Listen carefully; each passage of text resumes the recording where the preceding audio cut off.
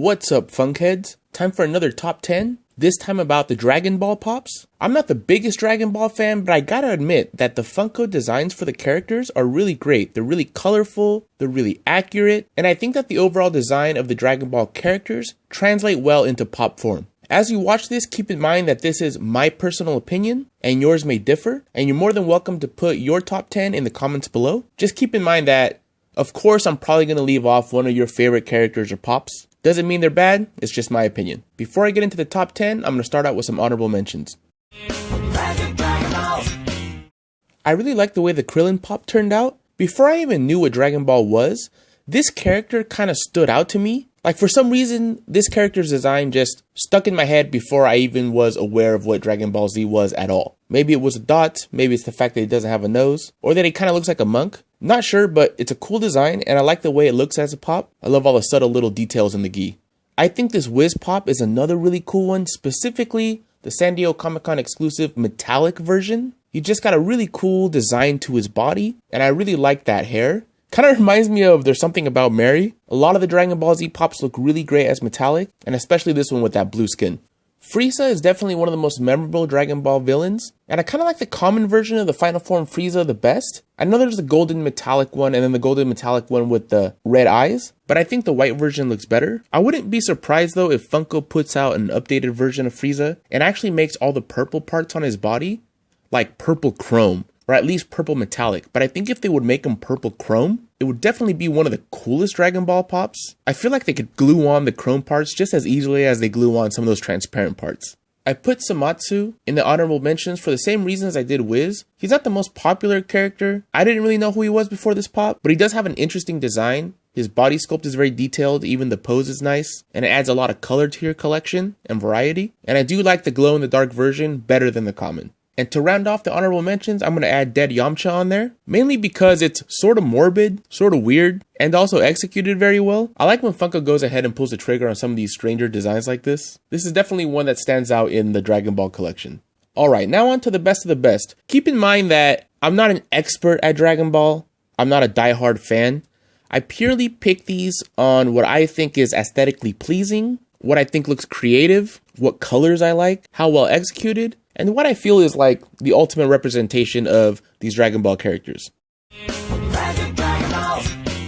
Perfect Cell is one of the first Dragon Ball pops that were released. He's from 2014, that's why he still has that old school fist by the sides Funko pop body. Before the time, he was incredibly detailed. I really like the way the green plate armor looks and the way it's painted. It's very accurate to the show. You can instantly tell who this character is outside of the box. I also like the contrast of the black, the purple, the yellow, the gray. They just did a really good job translating this character into pop form. And surprisingly, he's one of the few Dragon Ball pops that are actually still kind of cheap if you want to add this guy to your collection. Definitely a must-have if you collect Dragon Ball. Not everything in your collection has to be exclusive. Sometimes these commons are just really awesome.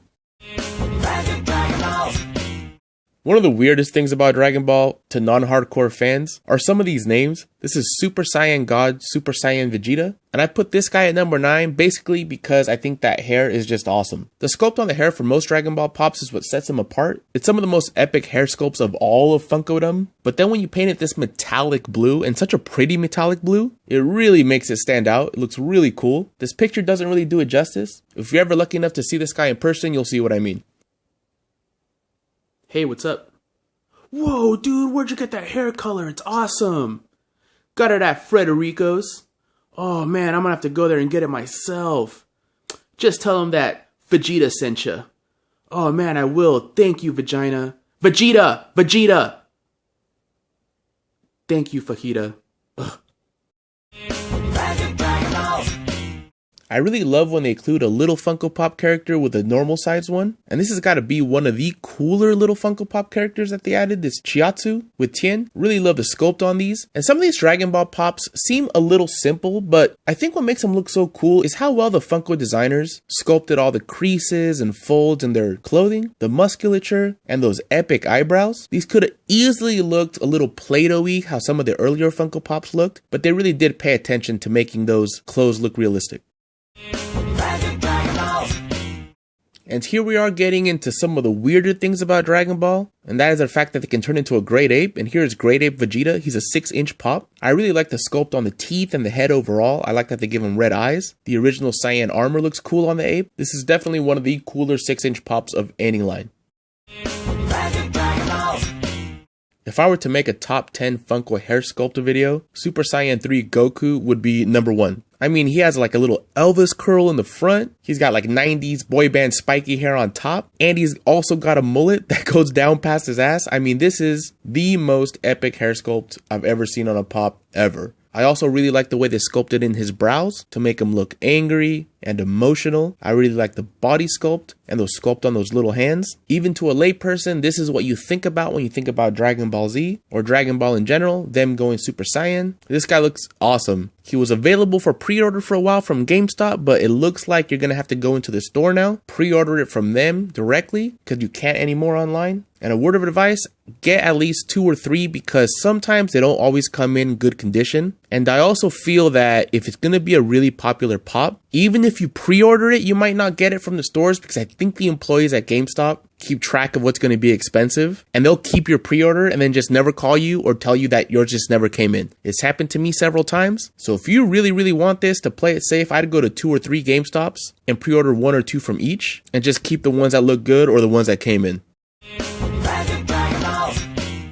Here's another one of the early Dragon Ball pops. This is the common Vegeta. And what makes this guy look cool is that pose with his arms crossed in the original Saiyan armor and the little scouter over his eyes with the clear piece of plastic. The hair sculpt is perfect. But what I like even more is this same sculpt in the metallic version. They both look cool, but of course the metallic version looks better. For some reason, almost all of the Dragon Ball pops look better in metallic, and this one is no exception. So I'm kind of putting both on there. The common is cool, but the metallic is just a little bit better.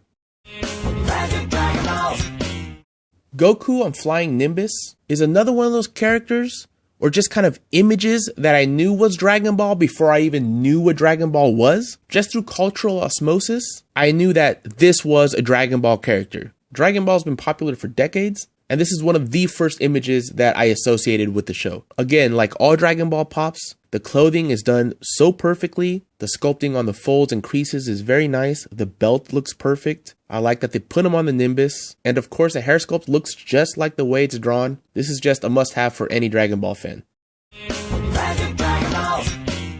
Shenron is another 6-inch pop, and just like the great Ape Vegeta, this is also one of the coolest 6-inch pops that Funko has ever made, not just Dragon Ball. He just looks awesome, and he looks like a pop, but he also looks just like the drawings. They really did a good job making him look like both. And the variations of this guy are cool too, but I kind of like this green one. Of course, the gold one is like, you know, really eye-catching as well, but I do like this original green one the most. And as far as I can remember, I think it's the only pop that actually has Dragon Balls in it. So that's another cool thing about this one. Dragon Ball fan or not, I don't think anybody can deny that this is one of the best Dragon Ball pops or just pops ever made.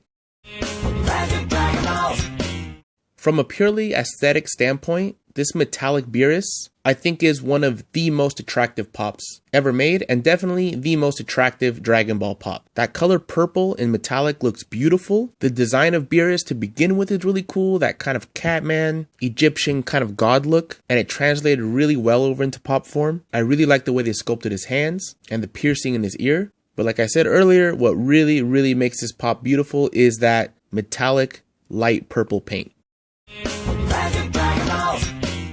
And the number 1 Dragon Ball pop, I think it's pretty obvious. I can't imagine anybody disagreeing with this. Or if you do, I'd be curious to know which one you think is number 1 and why. But to me, the obvious choice is Super Saiyan 2 Gohan, because when I think about Dragon Ball, this is what I think of. I think of this moment with Gohan going Super Saiyan 2 and the electricity around him and the like yellow energy field around him, which Funko added on the feet in like a transparent yellow, so it looks different than his hair. And it does look like energy. I love the scratches that they added to him. This is a perfect representation of the character and what I think most people think of when they think about Dragon Ball. Funko did a really great job with those translucent pieces. And just like the Super Saiyan 3 Goku, this is a GameStop exclusive. It was available for pre-order online. it isn't anymore. So the same advice I gave for that one, I'm giving for this one. I think it's going to be very, very hard to get. So definitely get out there and try to pre-order it directly from the stores, from several stores, because I have a feeling the employees are going to hold these out for themselves and their friends, and that includes your pre-orders. I feel this guy is going to be extremely popular. Alright guys, that was my top 10 Dragon Ball Funko Pops. Let me know in the comments below whether you agree or disagree, what your favorites are, what your least favorites are, what characters you wish they would make, what characters you wish they would improve. The Dragon Ball lines are some of the most popular in Funko right now, so I don't see them going anywhere. I feel like Funko is just going to keep making more and more characters, and the scopes just keep getting better and better. This list was voted on by my patrons. If you're a patron of mine, you get to vote for which top 10 I do next, and also give suggestions. So if you're interested in that, you can join my Patreon for as little as $1. I'll put a link in the description and at the end of the video. I'd appreciate it very much if you checked it out. Thanks for watching and take it easy.